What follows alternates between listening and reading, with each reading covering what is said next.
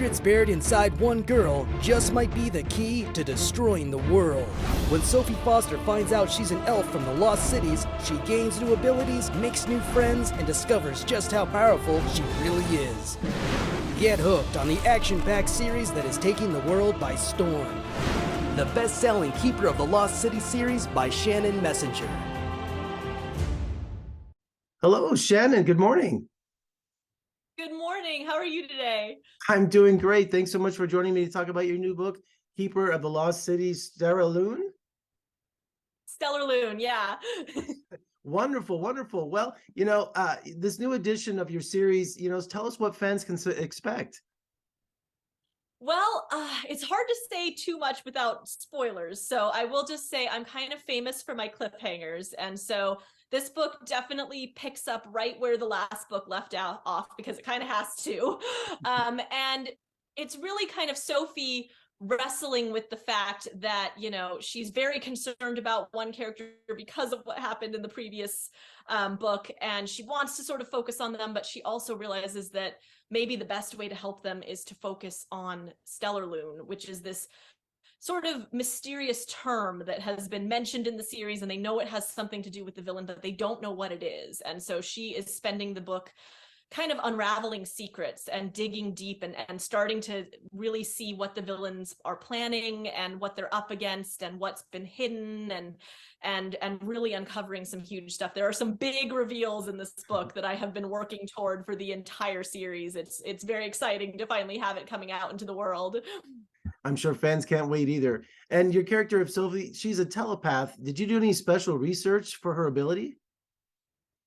I mean, I wish I could say, yes, I'm a telepath too, and I just wrote based on myself. Sadly, I have no superpowers. I did a lot of research on Wikipedia, not the best for like school reports, but wonderful when you write fantasy. I did a lot of like kind of going down the Wikipedia rabbit hole as far as like theories and things on how these kind of, quote unquote magical things could actually be real. Because I really wanted to dig deeper when I was building the world than just saying, well, because magic. I kind of wanted to try to find a way to sell it as maybe this is actually just the way the world is and we just never really knew, and so I did a lot of that kind of research, and I kind of call it Shannon science, and just tried to figure out, what would sort of sound a little bit plausible if we really stretch it, so I did a lot of research into things to kind of sell that. And what do you think that fans adore about your series? What are the common themes that keep them coming back for more? I think since it is, primarily read by kids kind of in that middle school range, Sophie's really struggling with themes of belonging in the book. She's really like, we meet her and she's such an outcast. She is not human, living with humans, doesn't realize she's not human. And then she finds out the truth about her life, and she kind of gets this sense of like, oh, I finally know where I belong. I'm finally going to fit in. And then she realizes, no, I am still very, very different. There are a lot of reasons why I was hidden away, and there are a lot of conspiracies that I'm sort of trapped in. And her journey throughout the series is kind of learning to accept herself, and learning to be like, it's okay that I'm different. It's okay that I'm, caught up in things that I don't understand. I can just be me, and I can surround myself with people who like me for me, and that's okay, and I feel like that's something that readers that age, especially because they're trying to figure out where they belong and who they are and what they want from life, and so they're kind of right there with Sophie, watching her struggle and seeing that it's normal to feel these things and to try to figure out who you are. And with social media, are you interactive with your fans? Do you like to hear from them? I mean, I try my best. It is also kind of like I have to juggle it with trying to write as much as, these are thick books and I'm on, a very tight deadline. So I am on social media. I'm at SW_messenger, or you can find links on my website, shannonmessenger.com. A lot of times the posts these days are things that my assistant and I sort of work together to make sure that we're keeping fans informed, and then she's the one that goes on and posts them. But whenever I can, I try to jock on social media and interact with my fans, because I mean, they are the reason that this series has become what it is. If it hadn't been for them, I would not still be writing these books. I would not still probably even be an author, because I was, you know, a baby author. I was not, you know, it was not a runaway success. It was word of mouth that really kind of slowly built. And it wasn't until book 5 that the series became a New York Times bestseller, and it was entirely because of my fans. So I am so grateful for every single one of them. Any chance for a book tour to meet your fans face to face?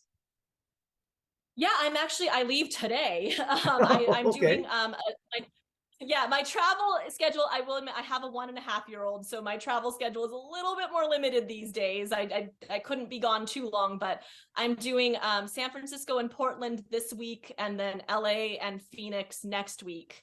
And then there are also, my publisher has arranged these really cool authorless events, so I won't be there, but they are going to have all kinds of cool prizes and cool activities, and it's a way for readers to sort of find each other and interact with each other, so they can sit down and be like, can you believe the next cliffhanger that she left, and all of that kind of fun. And we just posted about those on my social media yesterday, so there's a list. I think they're in Chicago and Georgia and Colorado, and so all the information is there, or also on keeperoflostcities.com. And so yeah, I'm super excited. I wish I could go more places. Hopefully next book I'll be able to travel a little bit more. And finally today, Shannon, any rumors of your series coming to the big screen or a streaming service near us? I mean, it's definitely in the works. It's one of those things where I'm sure, as you know, and anyone watching this, you know, Hollywood is very slow. Yes. And this is a big, complicated project. So, and everyone involved wants to make sure that we do it well, which means it goes even slower. So, Including you know, it's yourself, just one of right? those things. Yeah. I mean, honestly, it's about finding the right team and really trying to get, you know, everyone who has a good vision for it together, and just kind of waiting and seeing what happens. So I don't have tons of updates on it, because most of it is stuff I'm not allowed to share, but hopefully someday soon I'll have, you know, exciting news, and hopefully someday all the pieces will come together and this will come onto the big screen, Well, or until streaming, whichever works. whatever Yeah. comes first. Yeah. Well, congratulations, Shannon. And I know your fans are excited about this new release. And I appreciate your time today. And let's talk again soon. Thank you so much.